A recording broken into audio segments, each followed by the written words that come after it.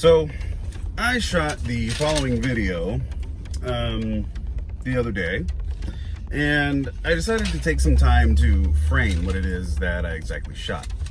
Now you'll notice I'm coming to you from my car, and that's because I am a modern magician, a modern scientific spiritualist, if you will. And I believe that the car and other technological things, instead of getting away from them and getting back to nature and all that other stuff, we should embrace these things that humans have created and things that have been brought here. And when kept in the proper reference and proper frame of mind, you know, why not? So I find a lot of peace and a lot of sanctuary and safety in my car here, and a lot of deep thinking. A lot of time has been spent in this car. So that's why I decided to come to you from here. So the central theme, back to what I was talking about, the central theme of my response to the question, what is your criteria for belief? That's what I was going to talk about. What is your criteria for belief? And in fact, I had a whole series of videos and other things sort of laid out, you know, in terms of things that I wanted to present, things I wanted to discuss. And I made the first video, and thank you all for watching. And if you haven't, go check it out. And then, you know, I entered into the next phase of my shamanic, you know, path, life, whatever you want to call it. And I've had a lot of personal growth, a lot of personal development and change, all of it for the better. And so that being said, you know, I went down to shoot this video, and, you know, I caught something magical on film. I really did. And that's why I wanted to create this video first, to sort of frame it and to give you all some reference to go on, because I ramble a lot, as I'm sure you're well aware, but more so in what follows. And so my response to the question that I wanted to discuss, what is your criteria for belief, was a, you know, glib and perfunctory you know, response written while I still had an axe to grind, but I refused to acknowledge that. And I refused to acknowledge how angry I was. People would listen to me talk and they would say, oh, you sound so upset still, so angry. And, you know, I was sitting there telling myself, no, I've gotten over this, I have addressed this, and, you know, all those things like that, but it just wasn't true. And I got that moment on film, the exact moment when I came to realize that. So in the following 20 minutes, you're going to watch me use old arguments of mine that would swirl around in my head like an echo chamber. I try to discuss them with others, but the people I was involved with and was surrounded with at the time were not very open to discussing existentialism. You imagine that you're a Christian who's tasked with going door to door to tell your neighbors and friends about God who's coming to kill them all. And yet you don't want to discuss existentialism. You don't want to discuss how or why or anything like that from a, you know, different perspective. We're going door to door, challenging people to deny their God for a person that showed up at their house, but we don't want to hear anything back. Right? Yeah. So because of that, my mind was an echo chamber for the observations that I would make, natural ones. So you know, like I mentioned at the onset, I confronted myself with the help of entheogenic plants, or what I like to call them, Plips. Plips. That's going to be down at the bottom. That's the new thing. You know, I got in touch with those, and I got in touch with myself, and I changed the things that I did not like. Was it easy? No. But was it effective? Yes, absolutely, yes. I can attest to the strength and power of entheogenic plants and other things like that that come from the earth, that are here for us to enjoy, that are here for us to connect with the best versions of ourselves, and to empower us to make the best decisions that we can. So, in the following video is unedited, it is raw, and I encourage and implore you to watch as I realize about 2/3 of the way through the video, 2/3 of the way through my ramblings, that I like this note I have here, 2/3 of the way through my rambling thought dump, I no longer adhere to any of the ideas initially and poorly trotted out. And that is the absolute truth. So going forward, I don't know what's going to come from these videos, but I'm going to keep doing them, and I look forward to it. I really, really look forward to sharing my discoveries and my progress. So please, if you haven't already, subscribe, leave a comment, leave a like, and most of all, enjoy. Have a good day. Hello, and welcome to another episode of Pharaoh Philosophy. My name is Patrick Waters, and it's been some time since we last spoke. But I think it's fair to say that we all had a pretty interesting end to our 2020, did we not? So, in this time period's episode, I'm going to be discussing what is your criteria for belief. So, what brought me to this was, as I mentioned in the last video, over a decade and a half of time spent with Jehovah's Witnesses because of one episode in the back of a police car in 2003. And, there was 3 other people there. There was plenty of police there. The whole thing, there was plenty of others. It wasn't just me. I wasn't alone in that experience. But that singular experience created a belief mechanism that enabled me to, stay enduring abuse in a very specific way. And so once, the man from behind the curtain was revealed and the truth came out, I said, okay, what is belief then? And what do I believe? And why do I believe literally anything?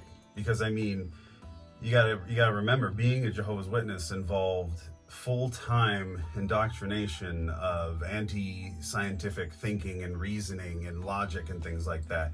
Not full-on anti-vaxxer, nothing like that, but, refusing blood transfusions and blood fractions and things like that with faulty logic and a system of enforcement, of inconsistent enforcement going back to the 40s. Several other, things like that, challenging, posing spurious questions, using dubious information to attack evolution and things like that. So after feeling like being rejected by academia and my transcripts being unreadable, and all this other madness coupled with indoctrination, anti-scientific indoctrination, I was, left with, well, if this God that I looked to wasn't there and isn't there, and yet this academic system is, sort of out of reach and, impossible, at least at that time in my life, to, get into, then what's left for me? What's left for me to believe? And other than, what's left for me to do than to think about belief itself? And so I entered what Miguel de Molinos calls spiritual dryness during this time period.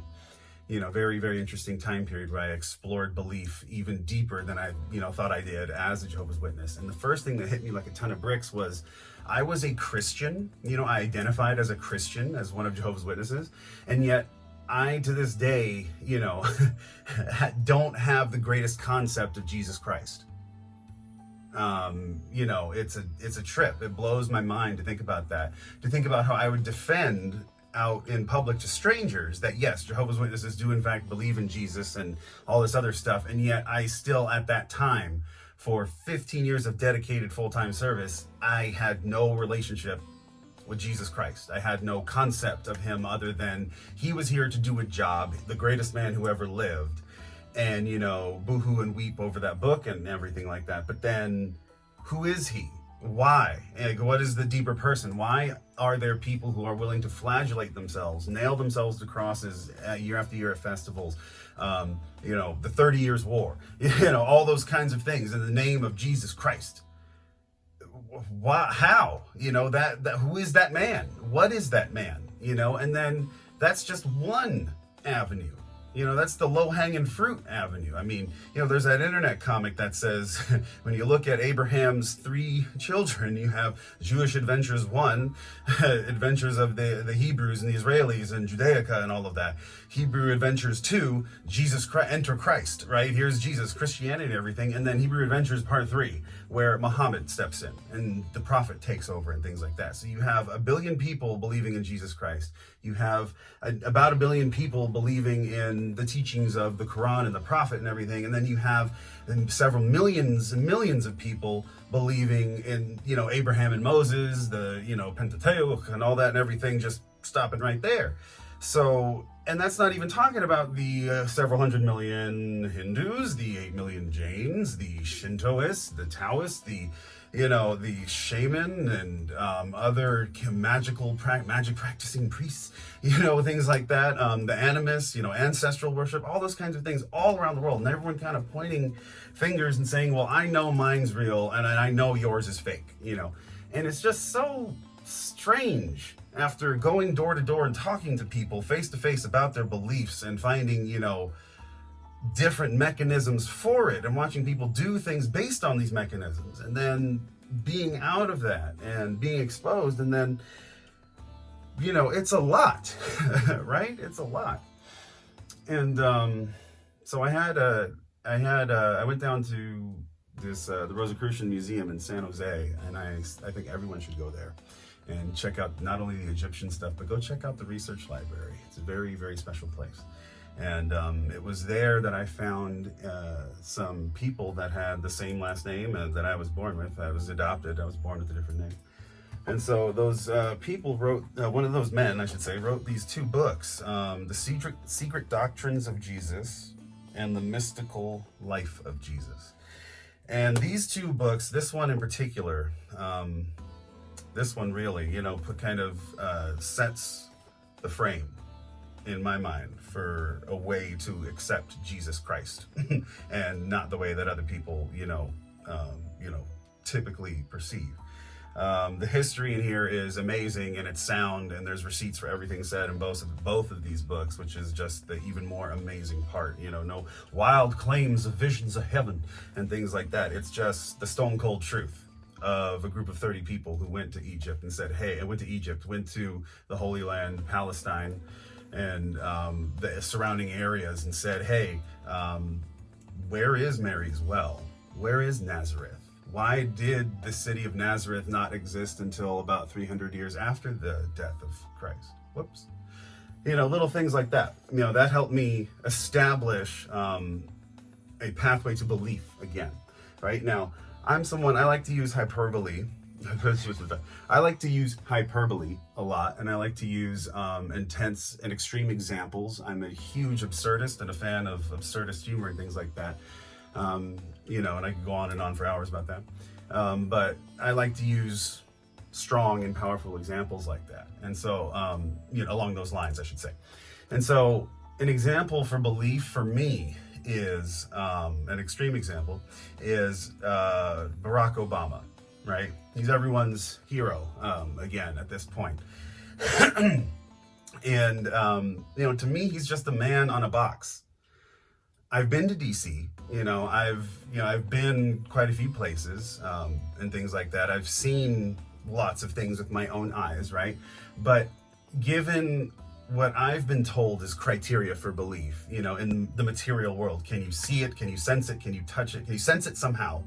And then can you also demonstrate this phenomena, whatever it may be, that you've sensed to another person or several other groups of people in a controlled environment in a way that satisfies its existence? It's like, oh yes, we can all see this, we can all hear this, we can all smell this, we can all sense this thing right there.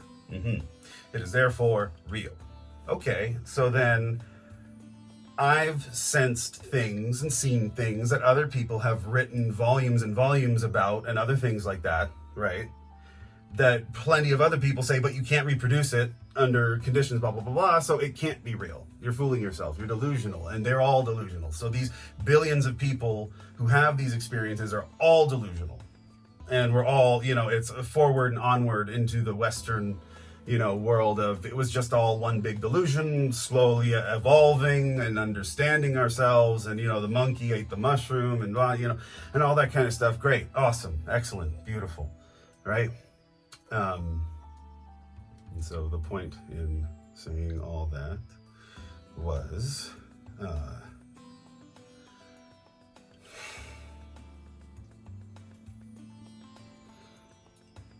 these experiences. So we all have these experiences, right? Great, awesome. That other people we remain skeptical of and things like that. And I said, okay, so I'm going to apply an extreme example. I've never seen or touched Obama, right? So there, according to that definition of criteria, to me, Obama is simply a man on a box, a man who lives in the TV screen, who lives in my phone on the internet, who lives in my computers on the internet, who lives in the mind, who lives in my mind and the minds of other people around me. He is an entity, right? Not necessarily a being, an actual physical person, according to that long, exhaustive, and overtly undereducated understanding of that version of belief. We can readily sense it in a controlled environment in front of others, right?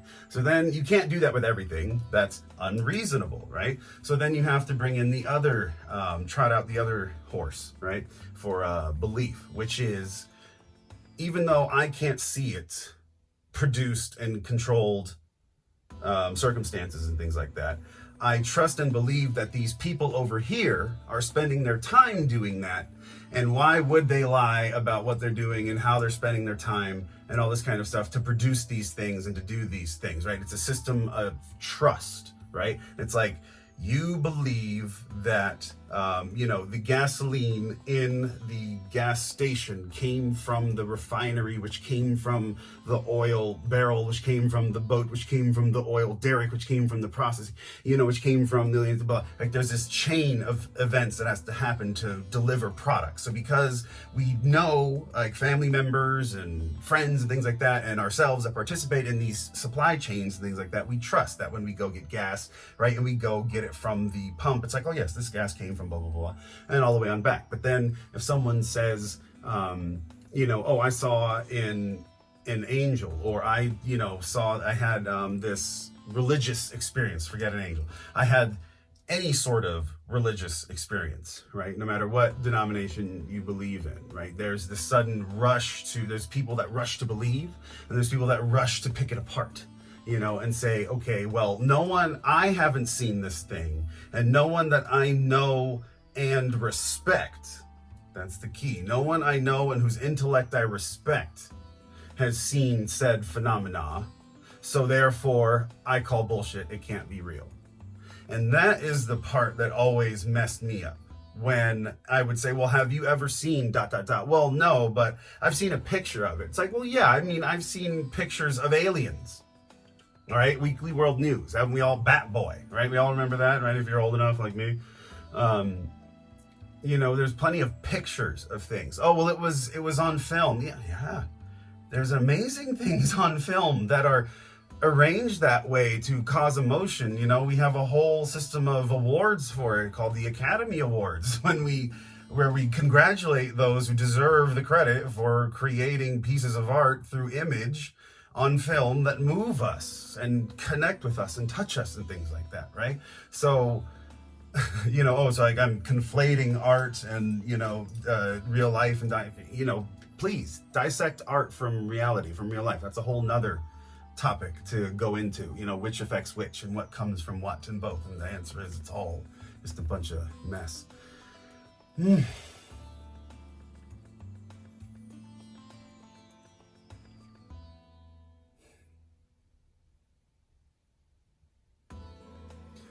I started these videos, and I started this video in particular because I was very angry.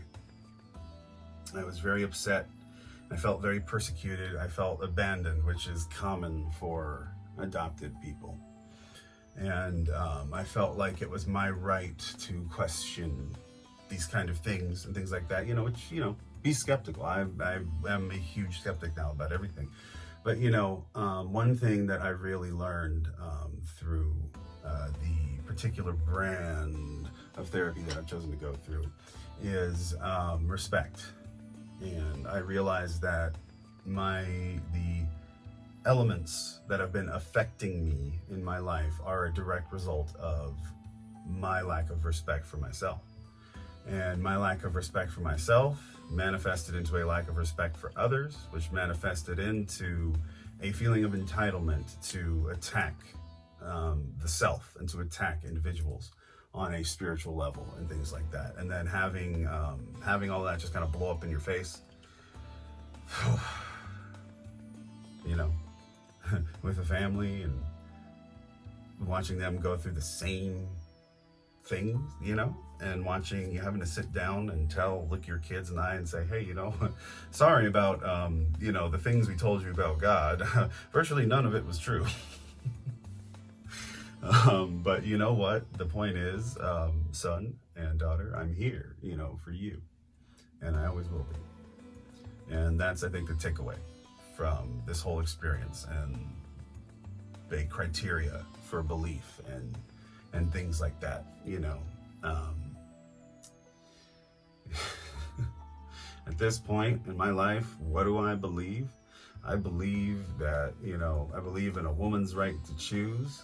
I believe in, you know, free stuff. Like, how do you quantify that, you know, for everybody, given what's happened over the last, you know, 4.5 years? What, and everything that's going on right now, you know? It's like, what system really works? You know, we need to, I don't know what we need to do, but that's what I believe. And that's where I'm at right now. You know, I want, you know, my kids to grow up in a world where women are free to do what they want, and my son is free to go into any field at any time, as long as he's dedicated and willing to put in the work. No door should be closed to him, to either one of them. That's what I believe. That's what I believe. And that's the world that I will work to create. So going forward, what am I going to do with these things, with these videos and these things like that? I'll make them as time comes out. And my research is only ramping up, and I've been writing this entire past 2 months or whatever was the last time that I made one of these. But yeah, I've been writing the entire time. I've been doing a lot of psychedelic therapy, things like that. I've learned a tremendous amount about myself, about my family. I've healed a lot, both physically and mentally. I look forward to what the future holds. And, you know, I look forward to opening my store. I look forward to all of those things, you know. So what is your criteria for belief? How do you determine what's real and what's not? You know, a lot of times, does that matter? You know, if you have an experience and it moves you to action, to, you know, greater things, you know, nothing harmful, like, come on, you know, you got to be balanced, you know. But if, you know, you feel that and you experience something and it causes you to change and evolve as a creature, maybe it was time for that to happen. You know, maybe that's all that is. Maybe it was just time for you as a being to evolve. That's something I learned, that I took away from a trip that I recently had. You know, I was able to connect with a lot of evolutionary paths and things like that, and my own inner desire to climb, evolve, to change, to seek better, to do more, to want more, to be more, you know, to never be complacent with this level of reality and existence, and to be, you know,